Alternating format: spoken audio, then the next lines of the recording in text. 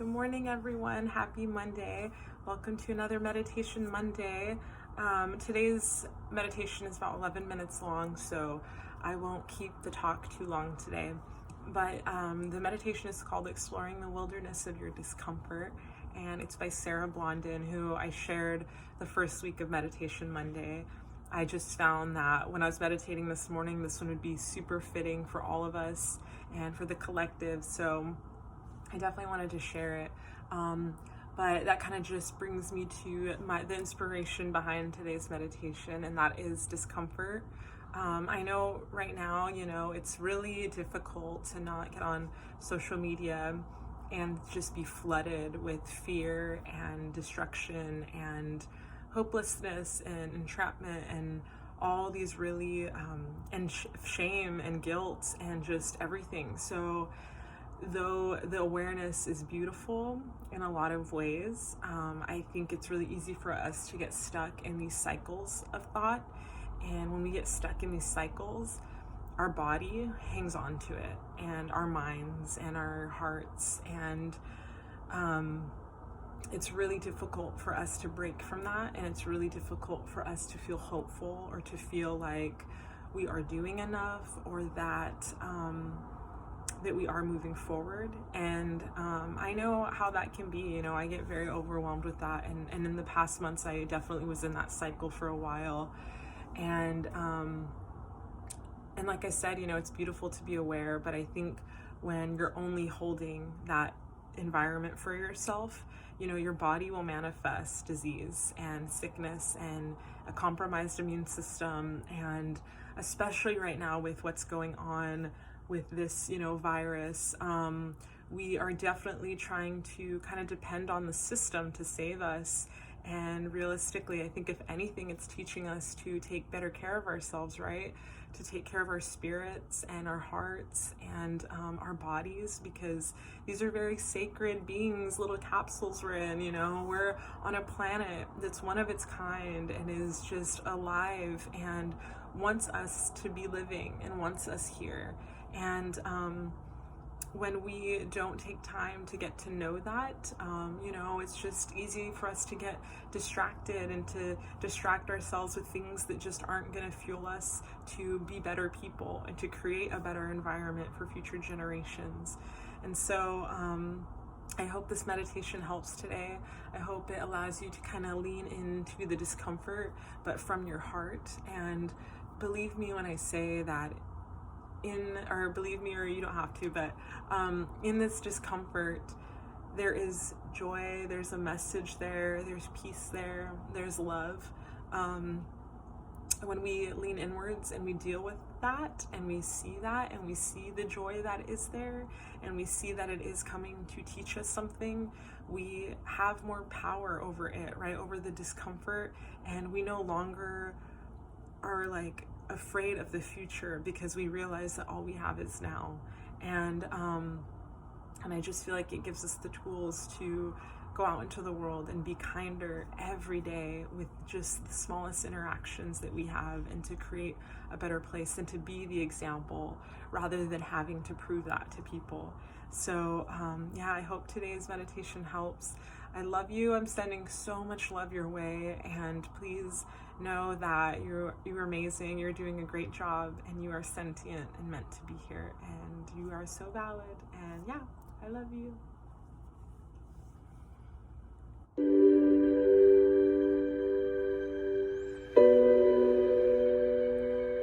This week on Live Awake, exploring the wilderness of your discomfort.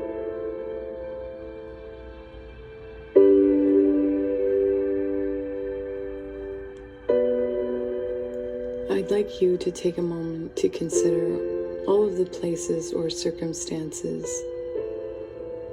that you escape, that you flee into daydream or fantasy in order to not exist in the present moment with what you're feeling so uncomfortable with.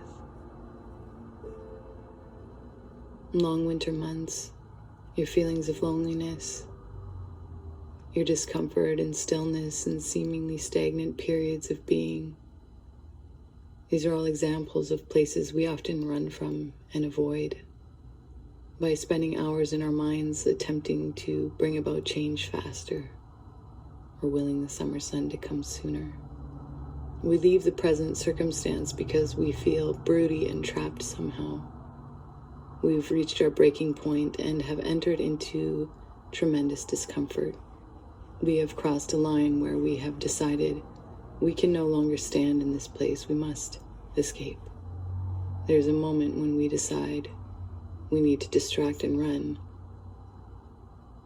When we reach our limits in love, in the stillness of nature, in winter, what would it look like if we stepped one step closer into it rather than, as we so habitually do, away? When we've reached our breaking point, what could these places of discomfort bring to us if we chose instead to explore them further?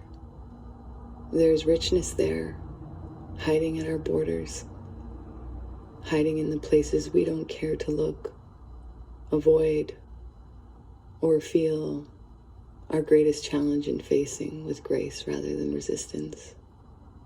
If we could learn to wander in instead of away, if we crossed our road lines into the unknown territories we have called too boring or uncomfortable, what could we find?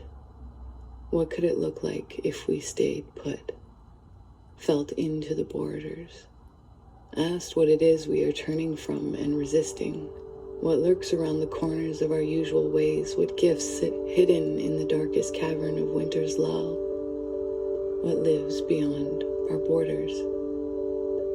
And let this be our quest, to stay, to step one foot forward, to look into the face of what we usually turn from. For when we choose to turn away, when we choose not to explore, we rob ourselves of great discoveries. We rob ourselves of great wisdom and learning.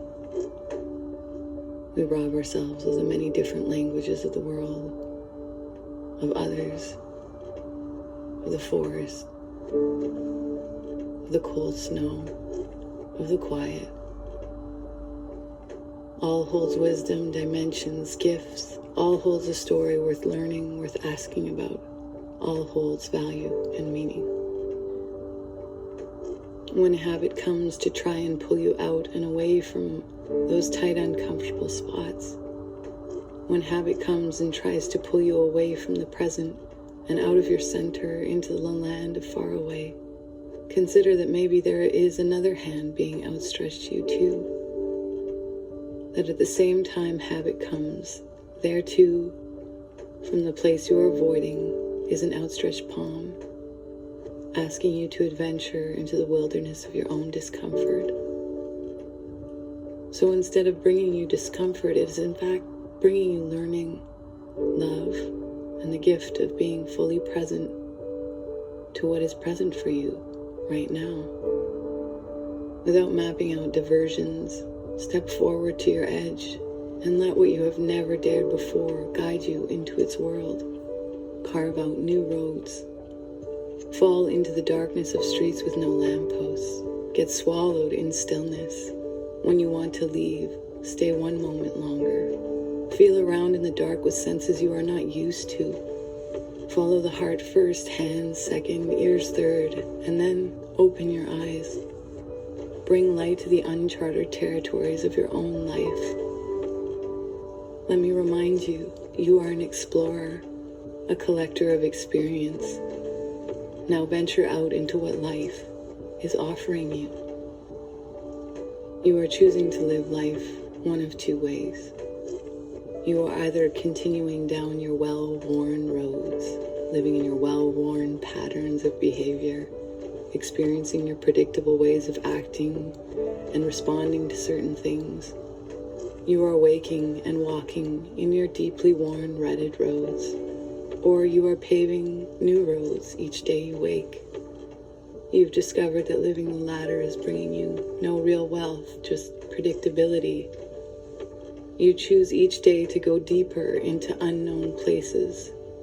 You wake and walk where something calls you to, asks you to. You accept the challenge of discovery. When you fall back into your well-rutted road, you stop and choose the other way. When love brings you conflict in your heart, you choose not to run, but step forward into it with openness.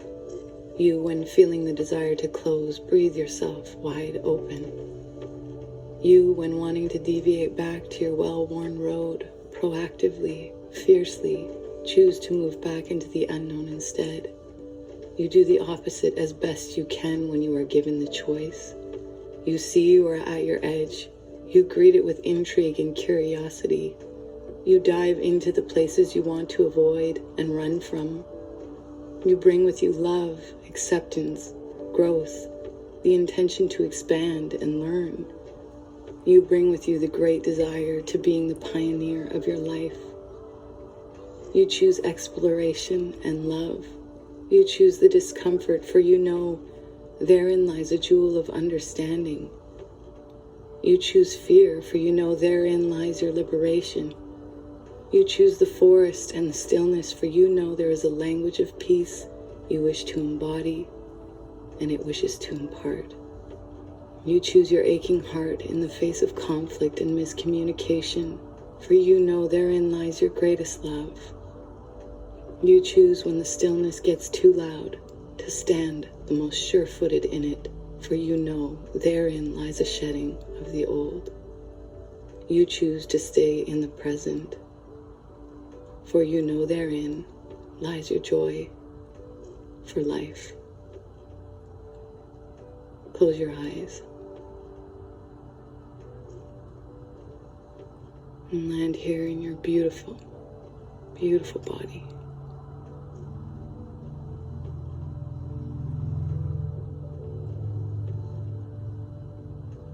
Greet the softness of yourself and feel the love here within you.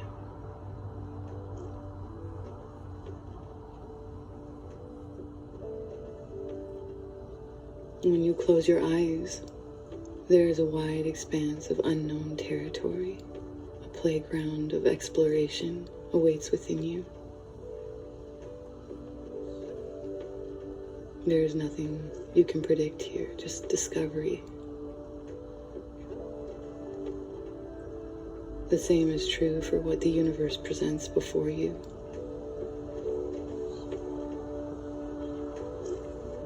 Try, my dear one, to stay with your life, to stay present to all of the moments, both comforting and not. Try, my dear one, to accept the offer that each moment brings. Don't run away. There is something for you there, being given purposefully to you. A gift to unwrap.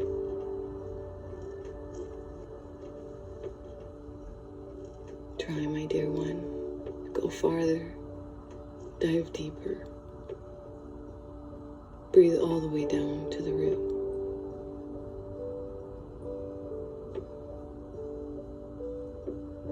All of these places we run from are the homes to our liberators, our sage warriors, our cups of gold. Beyond our borders, next to our well-worn and rutted roads, lives not habit or predictability or avoidance of the as-is, but rather never-ending exploration. Run not any longer. Choose to go one step closer to the fire that seems to be pushing you away, and instead, curl the corners of your mouth into a smile and accept the challenge. Walk into the heat with love, openness, presence, grace, and gentle kindness. This is how you choose a new path.